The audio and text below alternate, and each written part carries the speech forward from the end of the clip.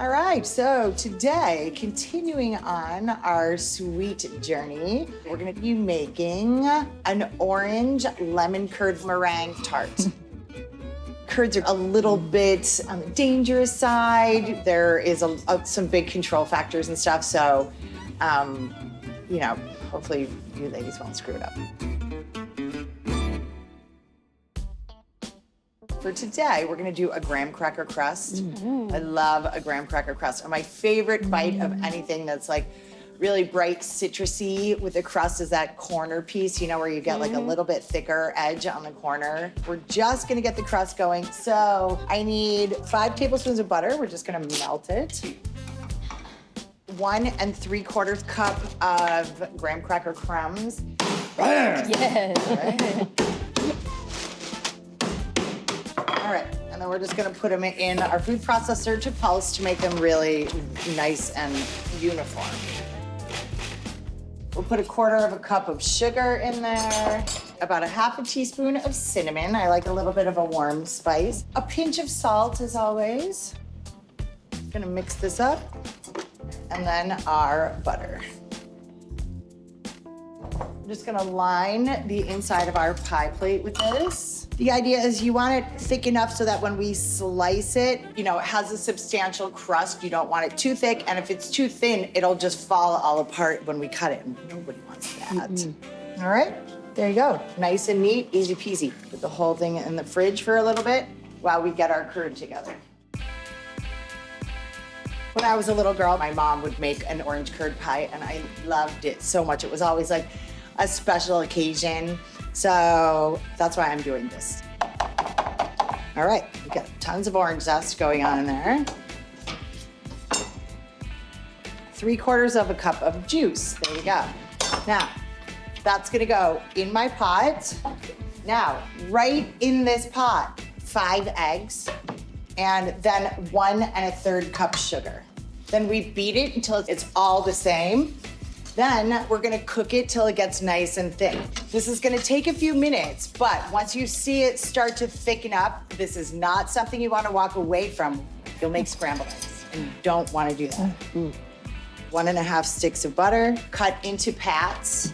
I'm actually gonna turn my burner down. See what's happening? We whisk it for another couple of seconds. If I don't, it will really start to become scrambled eggs. And look, all of a sudden it got really thick, didn't it? So now I start to whisk in the butter. I'm gonna take it off the heat. And then when you see that disappear, then you can add another one.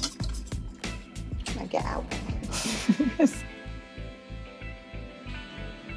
It's really delicious, but it's also really, really sweet. So just for fun, I'm gonna add the squeeze of about 1/2 lemon. All right, we're gonna take this, get all of it in there. I'm gonna fill it right up to the top. So I'm gonna bake it in the oven until it is firm enough so that I could cut it when it cools. In the meantime, let's talk meringue. I would recommend when you are separating eggs, do the egg whites 1 at a time. In case you got to you had 5 egg whites done and then all of a sudden a yolk broke and you were trying to get the yolk out of there and you got to start all the way over. This gives you an insurance policy that we do 1 at a time and dump it in here, all right? Okay. Oh geez, I'm not doing 1 at a time now, am I? I was living on the edge. I would really recommend to go though just 1 at a time like that. A little pinch of salt. All the way around. So when you get to here, we're going to add 1/2 teaspoon of cream of tartar. All right. We're starting to approach soft peaks, but we're not there yet. So I'm gonna start with my sugar, and I'm going to sprinkle the sugar in very gently and gradually. All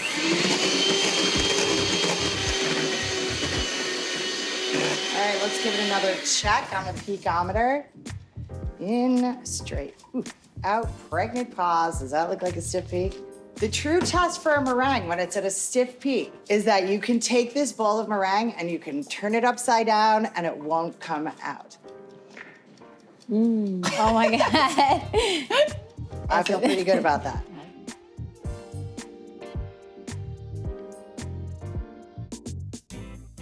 We'll whip together a little creme anglaise, 4 egg yolks, 2 cups of heavy cream, half a cup of sugar, half my sugar in my cream and half in my eggs. Bring this to a boil. Put a teaspoon of vanilla extract. And then our egg yolks that we have over here with the sugar, we're gonna beat them together until we get what's called the ribbon stage. It's going to double in size.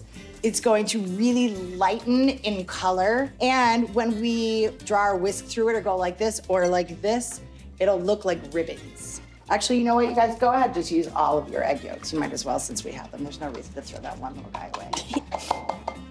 You look at, we're starting to get there. See what I got going on? Mm-hmm. All right, so cream at a boil. So here we go. It's like this. Whisk where you're pouring that in.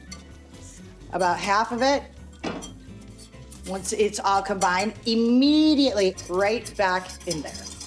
I'm gonna turn this burner off, but look what we got. We cooked it, and now it just looks like a nice sort of thick sauce.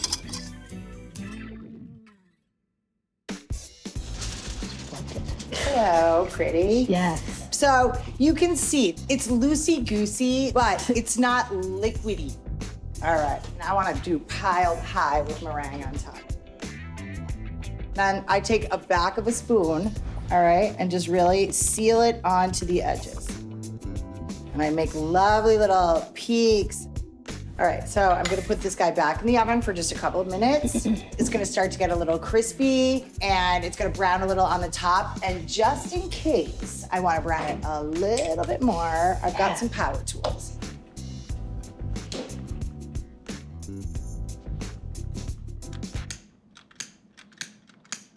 I have another one. Really gently on this. I would recommend, if you can, leave it in the oven as long as you can. I'm gonna do a little saucing on the bottom of my plate. Now, when you cut, make sure you get all the way through the graham cracker crust. It would be prettier if it was cooled, but don't worry about it. It still tastes delicious. Go ahead and get ready now, ladies. I love this. That's so good.